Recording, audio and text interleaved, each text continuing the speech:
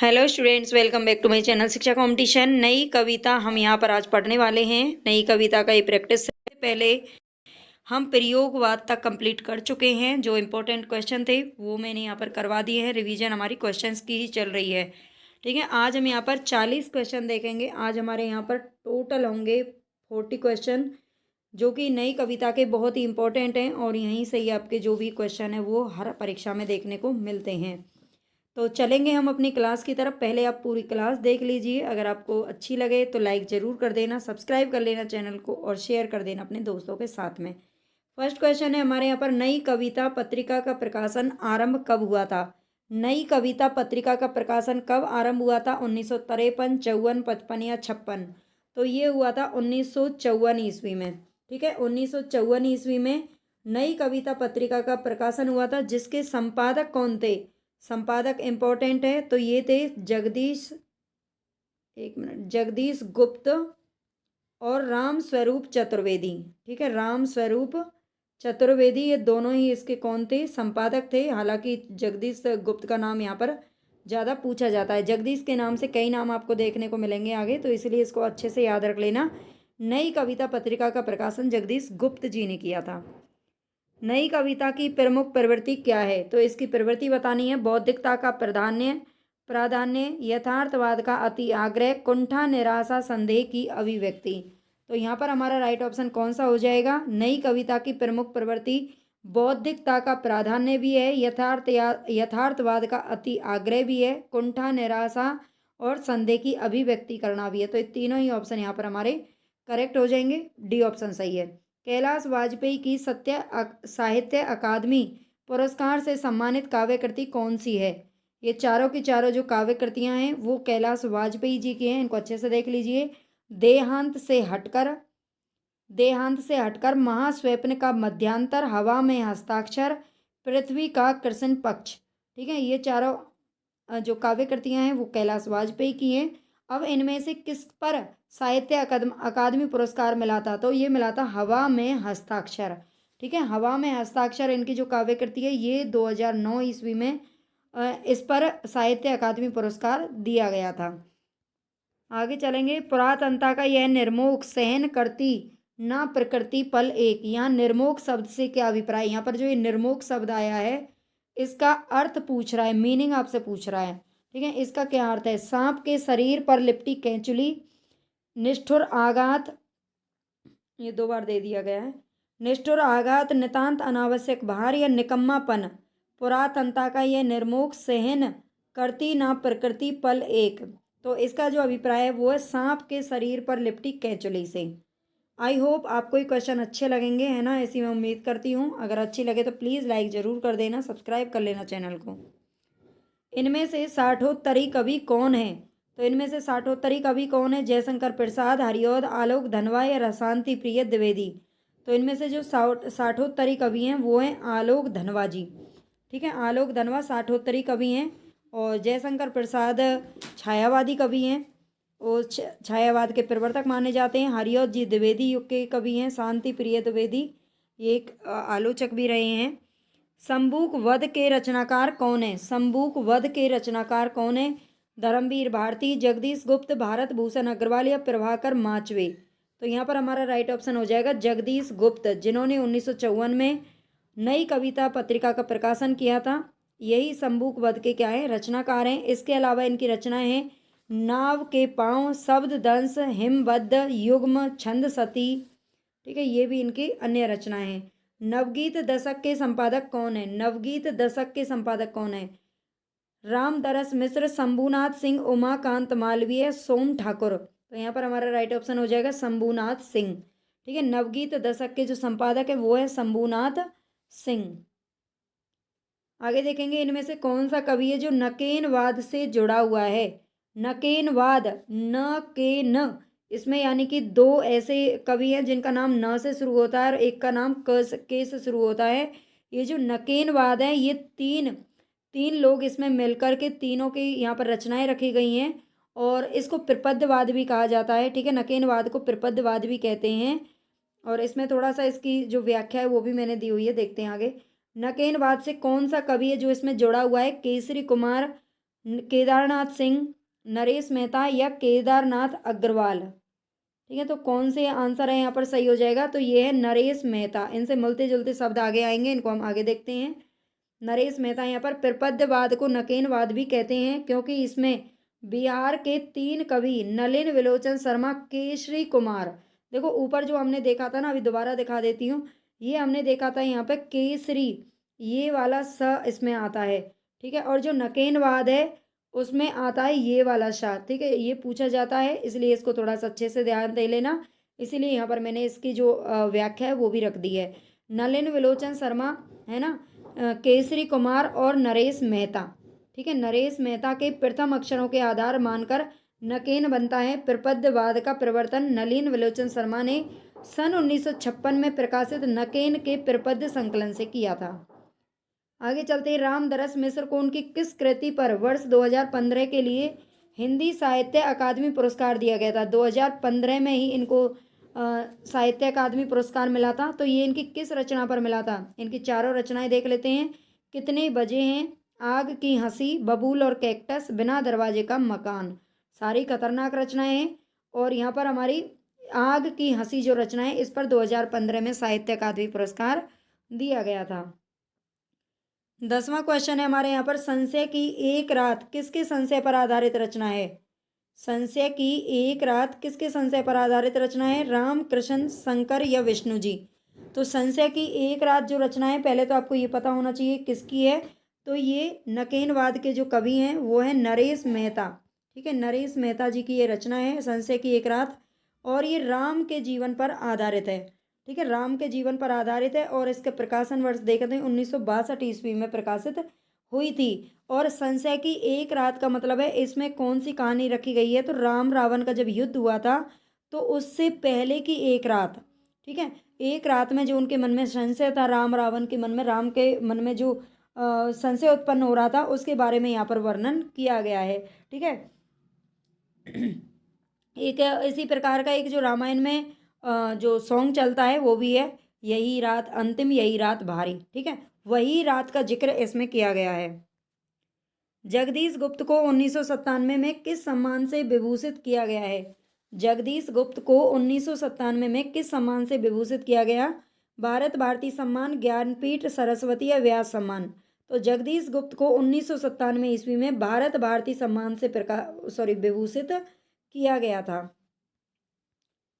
थोड़ी सी व्याख्या भी देख लेते हैं, जो जरूरी है वो रखी है मैंने, बस 2 ही क्वेश्चनों की है। जगदीश गुप्त को 1997 में भारत भारती पुरस्कार से सम्मानित किया गया था। डॉक्टर गुप्त हिंदी साहित्य की नई कविता के प्रमुख कवि थे, यानी कि ये इसी के प्रवर्तक यही थे। इन्होंने सन 1954 में नई कविता नामक पत्रिका का संपादन किया था। इनकी जो रचनाएं हैं, नाव के पांव, शब्द दंश, हिमबद्ध, युग्म, छंद, सती, गोपा, गौतम, बोधि वृक्ष, संबूक, ये सभी डॉक्टर जगदीश गुप्त की काव्य कृतियां हैं। निज के ही उन्मादक परिमल के पीछे धावित हो कर, इस वक्तव्य का क्या तात्पर्य है? निज के ही उन्मादक परिमल के पीछे धावित हो कर, इस वक्तव्य का अर्थ बताना है। अपने से बेगाना हो जाना, मादक पदार्थ सेवन से प्रमत्त हो जाना, पगलाए फिरते रहना, या अपनी ही अंतः शक्ति को ना समझ पाने से व्यर्थ भटकना। बिल्कुल ये सही है, निज के ही उन्मादक परिमल के पीछे धावित होकर। ठीक है, मतलब हम बाहर ही भटकते रहते हैं, हम दूसरों से सीखने की कोशिश करते रहते हैं, हमेशा बाहर ही चीज़ों को ढूंढने की कोशिश करते रहते हैं, और जो हमने हमारी अंदर की जो शक्ति होती है हम उसको नहीं पहचान पाते, ये इसका अर्थ है। लुकमान अली किसकी काव्य रचना है? लुकमान अली किसकी काव्य रचना है? मणि मधुकर, लीलाधर जगूड़ी, सौमित्र मोहन, मंगलेश डबराल। तो यहाँ पर हमारा राइट ऑप्शन हो जाएगा सौमित्र मोहन। ठीक है, लुकमान अली किसकी रचना है? तो लुकमान अली सौमित्र मोहन की रचना है। इनके अलावा और इनकी रचनाएं हैं निषेध। ठीक है, निषेध लुकमान अली की रचना है। और इसके अलावा चाकू से खेलते हुए, चाकू से खेलते हुए, चाकू से खेलते हुए किसने लुक किया? लुक मीन्स क्या होता है? देखना। लुक मीन्स क्या होता है? देखना। चाकू से खेलते हुए देख लिया। आगे चलते हैं। निम्नलिखित में से एक कथन है जो कौन सा असत्य है? पहले तो इन पर अच्छे से पहले ही अंडरलाइन कर लिया करो, जब भी आप पेपर देने जाओ, है ना, कोई भी एग्जाम हो तो उसमें सत्य असत्य नहीं कौन सा है। ये वाली जो सवाल होते हैं ना, इनको थोड़ा सा ध्यान से देखा करो। तो यहाँ पर असत्य पूछा है, प्रयोगवाद का जन्म तार सप्तक के प्रकाशन के साथ माना जाता है। ये बात तो बिल्कुल सही है। 1943 ईस्वी से प्रयोगवाद के मैं कम से भी कम आपको 70-80 क्वेश्चन करवा चुकी हूँ। उनको आप जरूर देख लेना अगर नहीं देखा है तो, है ना। इतना भी अगर आप पढ़ लोगे ना तो आपके किसी भी छोटे मोटे एग्जाम के लिए, सबके लिए तो इम्पोर्टेंट है ही। वैसे भी कोई भी एग्जाम की अगर आप तैयारी कर रहे होते हैं तो यहीं से क्वेश्चन आते हैं, है ना। थोड़ी सी लैंग्वेज है जो चेंज कर दी जाती है, इसी तरह से क्वेश्चन बनाए जाते हैं जैसे आपके सामने अभी है। ठीक है। 14वां क्वेश्चन, प्रयोगवाद में प्रयोग को इष्ट नहीं बल्कि साधन माना गया है। ये बात बिल्कुल सही है और ये खुद अज्ञे जी ने ही कहा है। प्रयोगवादी कविता हास्योन्मुख मध्य वर्गीय समाज के जीवन का चित्र है। ये प्रयोगवादी कविता के बारे में बता रहा है ना। तो ये बात भी बिल्कुल इसमें करेक्ट है। नई कविता प्रयोगवाद का विकसित रूप नहीं है, ये कह रहा है कि नहीं है भाई, है। ठीक है। नई कविता प्रयोगवाद का ही विकसित रूप है। तो यहाँ पर हमारे ये वाला है जो गलत हो जाएगा, वैसे यही असत्य है। प्रतिबद्ध कविता के जनक कौन है? प्रतिबद्ध कविता के जनक कौन है? श्याम परमार, अरुण कमल, प्रभाकर माचवे या परमानंद श्रीवास्तव। तो हमारे यहाँ पर राइट ऑप्शन हो जाएगा परमानंद श्रीवास्तव। ठीक है, ये प्रतिबद्ध कविता के जनक माने जाते हैं।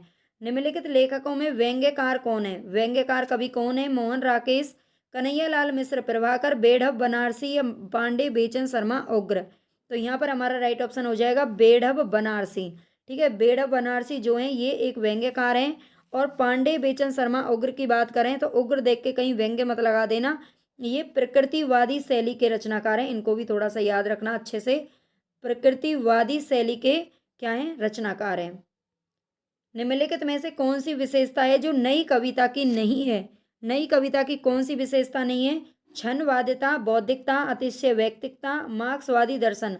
तो मार्क्सवादी दर्शन नई कविता की विशेषता नहीं है बल्कि ये प्रगतिवाद की विशेषता है। ठीक है, ये किसकी है? प्रगतिवाद की विशेषता है। आगे देखते हैं, नकेनवाद नामक साहित्यिक आंदोलन के अग्रणी कौन है? नकेनवाद नामक जो साहित्यिक आंदोलन है ये अभी हम पीछे पढ़ चुके हैं, ध्यान से देखना है। इसमें दे रखा है जगदीश गुप्त, ये तो हो ही नहीं सकता। नलिन विलोचन शर्मा, केसरी कुमार और नरेश मेहता, है ना, यही इसमें सही है। लेकिन इसमें केसरी कहीं कहीं ऐसे लिख देते हैं, लेकिन ये वाला केसरी होता है इसमें। ठीक है, आगे चलते हैं। जख्म पर धूल किसकी रचना है? जख्म पर धूल, जख्म पर धूल किसने डाली है ये बताना है। मंगलेश डबराल, मल्यज, सुदामा पांडे, धूमिल या इनमें से कोई नहीं। तो जख्म पर धूल जो रचना है ये मल्यज की है। कविता की तीसरी आंख के रचनाकार कौन है? कविता की तीसरी आंख, तीसरी आंख से कौन देखते हैं? शेरजंग गर्ग, मृदुला गर्ग, प्रभाकर श्रोत्रिय या इनमें से कोई नहीं। तो हमारा राइट ऑप्शन हो जाएगा प्रभाकर श्रोत्रिय। कविता की तीसरी आंख के जो रचनाकार हैं वो हैं प्रभाकर श्रोत्रिय। नवगीत दशक 1, 2, 3 का संपादक कौन था? नवगीत दशक 1, 2, 3 का संपादक कौन रहा है? शंभुनाथ सिंह, अज्ञे, नरेश मेहता, उमा शंकर तिवारी। तो यहाँ पर हमारा राइट ऑप्शन हो जाएगा शंभुनाथ सिंह। आगे चलते हैं, टॉलस्टॉय और साइकिल, ये किसकी काव्य कृति है? टॉलस्टॉय और साइकिल किसकी काव्य कृति है? लीलाधर जगूड़ी, अरुण कमल, ज्ञानेंद्र पति या फिर केदारनाथ सिंह। तो हमारा राइट ऑप्शन हो जाएगा केदारनाथ सिंह। ठीक है, टॉलस्टॉय और साइकिल ये केदारनाथ सिंह की रचना है। इसके अलावा इनकी एक रचना बहुत ही फेमस है, बाघ, ये भी पूछ ली जाती है। बाघ यहाँ से देखो, और एक है बनारस। बाघ और बनारस भी इनकी काव्य कृतियाँ हैं केदारनाथ सिंह की। अन्न है मेरे शब्द किस कवि की कृति है? अन्न है मेरे शब्द ये किस कवि की कृति है? स्वप्निल श्रीवास्तव, रविंद्र श्रीवास्तव, आलोक श्रीवास्तव या एकांत श्रीवास्तव। अन्न है मेरे शब्द, तो ये एकांत श्रीवास्तव की रचना है। सारे श्रीवास्तव इकट्ठे हो गए हैं।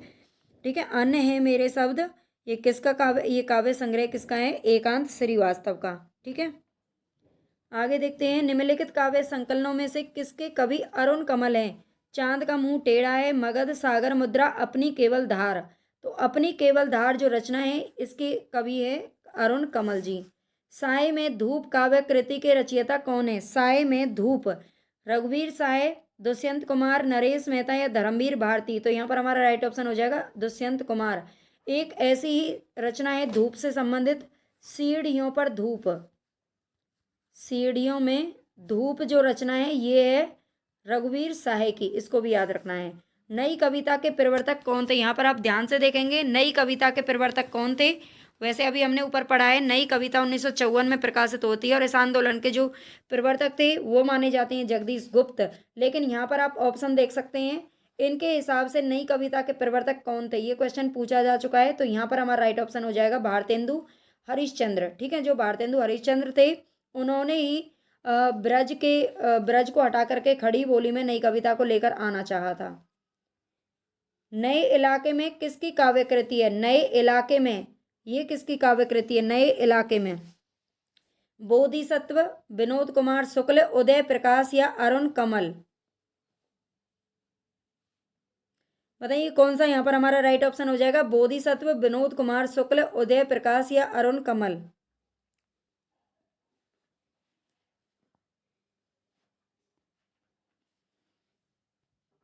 नए इलाके में किसकी कृति है, तो ये है अरुण कमल की। ठीक है, जिसकी है अपनी केवल धार। बलदेव खटिक किसकी कविता है, बलदेव खटिक धूमिल की, लीलाधर जगूड़ी। बिल्कुल यही हमारा ऑप्शन हो जाएगा बी सही, लीलाधर जगूड़ी की रचना है बलदेव खटिक। अपनी केवल धार काव्य संकलन के रचनाकार कौन है, तो ये अरुण कमल है, ये भी हम देख चुके हैं। आगे चलते हैं, निम्नलिखित में से किस कृति के रचनाकार दुष्यंत, यहाँ पर बताना है। अपनी केवल धार अभी हम देख चुके हैं, अपनी केवल धार अरुण कमल की है। खूंटियों पर टंगे लोग, यह सर्वेश्वर दयाल सक्सेना की रचना है। साए में धूप, साए में धूप हमारी दुष्यंत कुमार की, जो कि राइट ऑप्शन है। और युग धारा नागा अर्जुन की कविता है। ठीक है, ये नागा अर्जुन की है युग धारा। आगे देखेंगे, निम्नलिखित में से कौन नवगीत के प्रसिद्ध उन्नायक कवि हैं, नवगीत के प्रसिद्ध उन्नायक कवि इनमें से कौन है, ये बताना है आपको। वीरेंद्र मिश्र, दुष्यंत कुमार, भवानी प्रसाद मिश्र या सर्वेश्वर दयाल सक्सेना। तो यहाँ पर हमारा राइट ऑप्शन हो जाएगा नवगीत के प्रसिद्ध उन्नायक कवि हैं वीरेंद्र मिश्र। ठीक है, वीरेंद्र मिश्र आपको याद रखना है। आगे चलेंगे, नई कविता की प्रमुख प्रवृत्तियां कौन सी हैं, उन्मुक्तता, उन्मुक्ता, सरसता, चपलता या दृढ़ता। तो यहाँ पर हमारा राइट ऑप्शन हो जाएगा उन्मुक्तता, ये प्रमुख प्रवृत्ति है नई कविता की। नई कविता में किस भाषा के शब्दों को लिया गया है, नई कविता में किस भाषा के शब्दों को लिया गया है, अंग्रेजी, आधुनिक हिंदी भाषा, लोक भाषा या विदेशी भाषा। तो यहाँ पर हमारा राइट ऑप्शन हो जाएगा आधुनिक हिंदी भाषा। हिंदी में अ कविता का प्रवर्तक किसे माना जाता है, मैथिली शरण गुप्त, जयशंकर प्रसाद, जगदीश चतुर्वेदी, अज्ञे। तो यहाँ पर अ कविता की बात हो रही है, नई कविता की बात नहीं हो रही है। ये है जगदीश चतुर्वेदी। ठीक है, कविता का, नई कविता का जो प्रवर्तक है वो जगदीश गुप्त को माना जाता है और ए कविता का प्रवर्तक माना जाता है जगदीश चतुर्वेदी को। ठीक है, दोनों में डिफरेंस है, इसको याद रख लेना।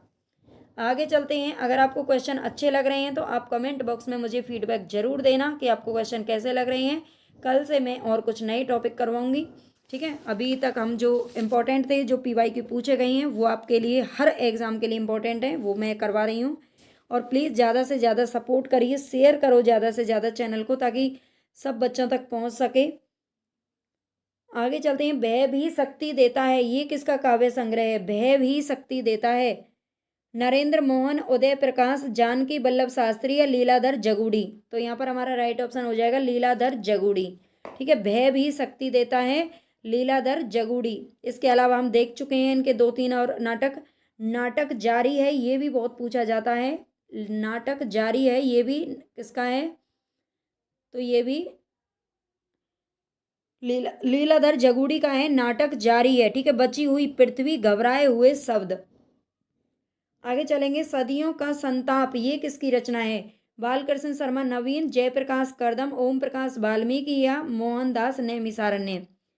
सदियों का संताप कौन झेल रहा है, सदियों का संताप तो ओम प्रकाश वाल्मीकि, एक दलित उपन्यासकार है। वैसे यहाँ पर ये सारे ही, नवीन को छोड़ करके सारे ही कौन है, दलित उपन्यासकार हैं। इन्होंने लिखा है ओम प्रकाश वाल्मीकि ने कि सदियों का संताप। कामाध्यात्म की समस्या निम्नलिखित में से किस रचना में उठाई गई है, आत्मजयी, संशय की एक रात, उर्वशी या फिर कनुप्रिया। तो यहाँ पर ये कनुप्रिया जो कि धर्मवीर भारती की रचना है, इसमें इस समस्या को उठाया गया है। ठीक है, आगे देखते हैं, आत्मजयी की कथा वस्तु, आत्मजयी किसकी रचना है ये पता होना चाहिए पहले तो आपको। ये है कुंवर नारायण। ठीक है, कुंवर नारायण की रचना है आत्मजयी। और ये इसकी जो कथा वस्तु है वो किस विषय पर आधारित है? छांदोग्य उपनिषद, कठोपनिषद, केनो उपनिषद या फिर विरद आरण्य को उपनिषद। तो यहाँ पर हमारा राइट ऑप्शन हो जाएगा कठोपनिषद। ये आत्मजयी की कथा वस्तु यहीं से ली गई है। नेक्स्ट क्वेश्चन है हमारा, निम्नलिखित में से कौन सी गीति काव्य की विशेषता नहीं है? संगीतात्मकता, कोमल कांत पदावली, वस्तु व्यापार वर्णन, स्व अनुभूति की अभिव्यक्ति। तो कौन सी गीति काव्य की विशेषता नहीं है? तो वस्तु व्यापार वर्णन ये गीति काव्य के अंदर नहीं होता। निम्नलिखित रचनाओं में से किस रचना के काव्य नायक राम है? संशय की एक रात, बिल्कुल यही अभी हमने देखा था। संशय की एक रात किसकी है? तो ये नरेश मेहता की रचना है। ठीक है, ये राम कथा पर आधारित है, ये भी आपको याद रख लेना। रश्मि रति रामधारी सिंह दिनकर की है। और विष्णु प्रिया मैथिली शरण गुप्त की रचना है। और कनु प्रिया धर्मवीर भारती की रचना है। 40 क्वेश्चन हमारे कंप्लीट हो चुके हैं। आई होप आपको अच्छे लगे होंगे। अच्छे लगे हों तो लाइक जरूर करके जाना है ना। कहीं भी अगर आप जाते हो मंदिर में या कहीं भी, तो थोड़ा बहुत क्या है कि एक अपनी तरफ से भी कुछ समर्पण भाव रखना चाहिए। तो उसी प्रकार से आप भी मेरे प्रति समर्पण भाव रखें और लाइक सब्सक्राइब जरूर कर लें।